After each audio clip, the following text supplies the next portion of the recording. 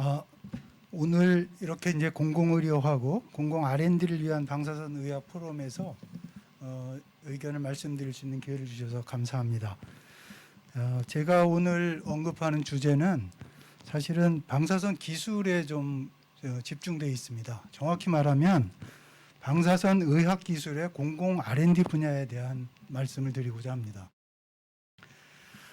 아시다시피 방사선 기술은 인류가 처음 발견한 지 120년 정도밖에 안 된 정말 신기술입니다. 여러분들 알고 계시는 다른 기술들은 300년, 500년 된 기술들을 이제 쓰고 있는 것들이 굉장히 많습니다.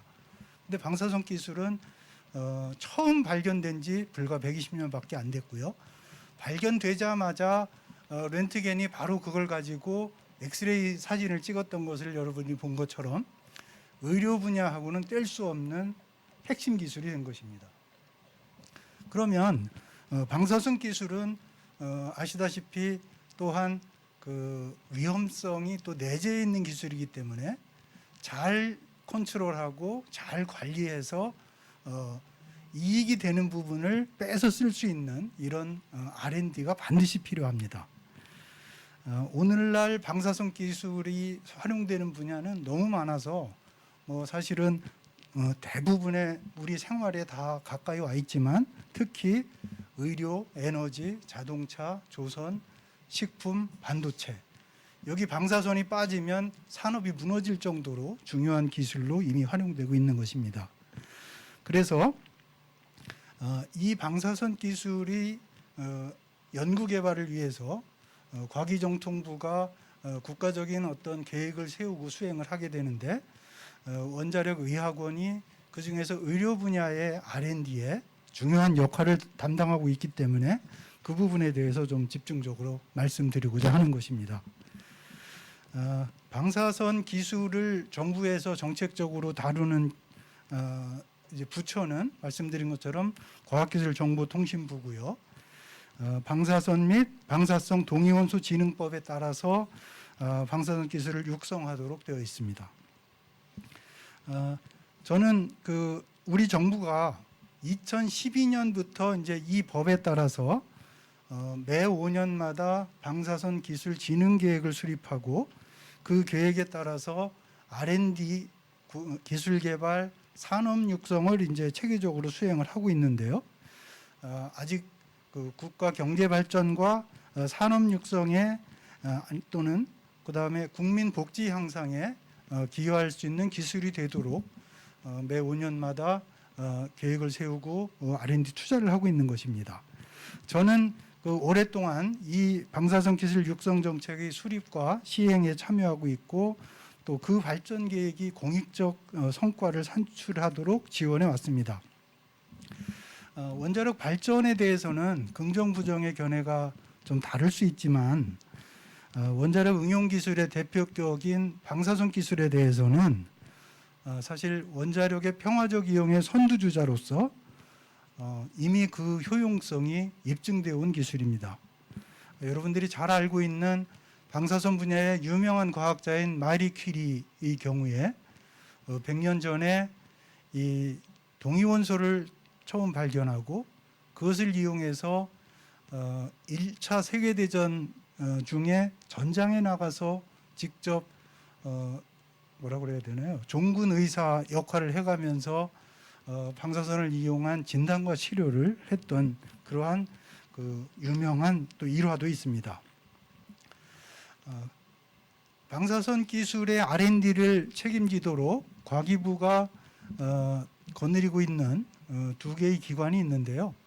하나는 한국원자력연구원이고 또 하나가 바로 한국원자력의학원입니다. 일반 방사선 기술에 대해서는 한국원자력연구원이 R&D를 주도하고 있지만 방사선 의료기술에 대해서 특히 공공 R&D에 대해서는 원자력의학원이 그 역할을 담당하도록 지정되어 있습니다. 앞에 이제 의학원에서 발표해 주신 것처럼 의학원 산하기관으로 병원이 있고요. 또 방사선 의학연구소가 있고 방사선 국가 방사선 비상진료센터가 있고 국가 RI 신약센터가 있습니다. 이런 것들이 그냥 병원이나 의학원의 발전을 위해서 세운 기관들이 아니라 방사선 의학연구소는 방사선 의료 R&D를 집중하도록, 또한 국가방사선 비상진료센터는 원자력 안전위원회 산하에서 우리나라에 생길 수 있는 방사능 재난을 대비하기 위한 필수 시설로, 또 국가 RI 신약센터는 방사선을 이용해서 신약을 만드는 데 집중할 수 있도록 설립된 것들입니다. 이것들이 한 군데 어우러져서 이렇게 체계적인 인프라를 이루고 있는 기관은 사실 전 세계적으로 원자력의학원이 유일하다고 볼 수 있습니다. 그동안 아까 말씀드렸던 국가방사선 진흥계획에서 현재까지 10년 동안 많은 투자를 통해서 이러한 인프라를 구성을 해왔고요. 이제 앞으로 5년, 10년을 거쳐가면서 이제 주요한 성과들이 나오게 될 텐데 그 성과를 내도록 할 의무를 가진 기관이 저는 원자력의학원이라고 생각합니다. 많은 분들이 방사선에 대한 질병 유발을 걱정하고 계시는 분도 있지만 의료기관에서 안전하게 방사선을 다루고 또 기술적 역량을 점점 높여가면서 지금까지 치료하지 못했던 난치병을 치료하고 진단하고 하는데 효과적인 것이 이미 입증됐습니다. 그동안 우리가 중간 진입 전략으로 기술 선진국이며 또 의료 선진국이 되었지만 이제부터는 우리가 패러다임을 바꿔서 기초 연구, 기반 연구를 확충해서 진정한 선진국이 되도록, 기술 선진국이 되도록 하는데 원자력의학원이 역할이 굉장히 중요하다고 생각합니다. 원자력의학원이 본격적으로 연구와 공공의료를 하게 된 역할을 맡은 것은 2000년대 초입니다. 그런데 제가 보기에는 아직까지도 병원 중심의 틀로 유지되는 것이 아쉬운 점이라고 생각합니다. 국내 유일한 방사선 의학 연구로서의 역할과 위상이 아직은 좀 약해 보입니다. 오늘 이제 성과로 말씀해 주신 것처럼 코로나19 감염병 차단에 방사선을 사용하거나 또는 방사선 의학의 노하우를 활용하거나 그다음에 얼마 전에 있었던 그 라돈 침대 사태와 같은 그런 생활 방사선 안전 이슈가 생겼을 때 그것과 관련된 사회 문제 해결형의 공공의료 R&D는 원자력의학원이 주도하는 모습을 가져야 된다고 생각합니다. 물론 국가가 그 기반을 지원하고 견고히 만들어주는 정책적 지원도 해줘야 된다고 생각합니다.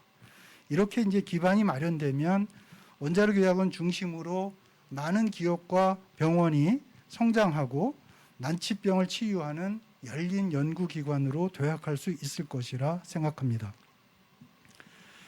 사실 방사선 의학 분야에서 의학원은 이러한 일반적인 임무뿐만 아니라 희귀 난치병을 치료할 수 있는 기술 확보도 임무 중에 하나입니다. 희귀 질환의 경우에 상업성이 떨어져서 의료 공백이 생길 수 있는 분야이므로 원자력의학원은 방사선 의학 기술로 치료 가능한 희귀 난치 질환 치료 기술 개발도 소홀히 해서는 안 된다고 생각합니다. 이러한 역할들을 맡음으로써 원자력의학원은 세계적인 공공의료기관으로서 도약할 수 있다고 봅니다. 다시 한번 강조해서 말씀드리겠습니다.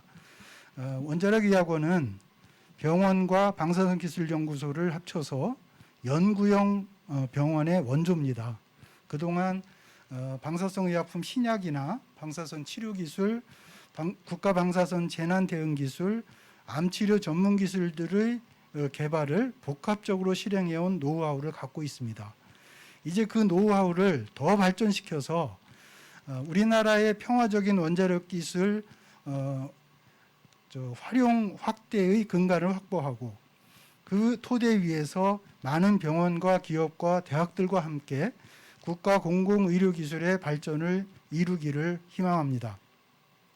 저는 방사선 기술을 연구하는 현장 연구자이자 또 인력을 양성하는 학자로서 방사선 기술이 생명을 살리고 질병을 물리치는 중요한 원동력이 되기를 희망합니다.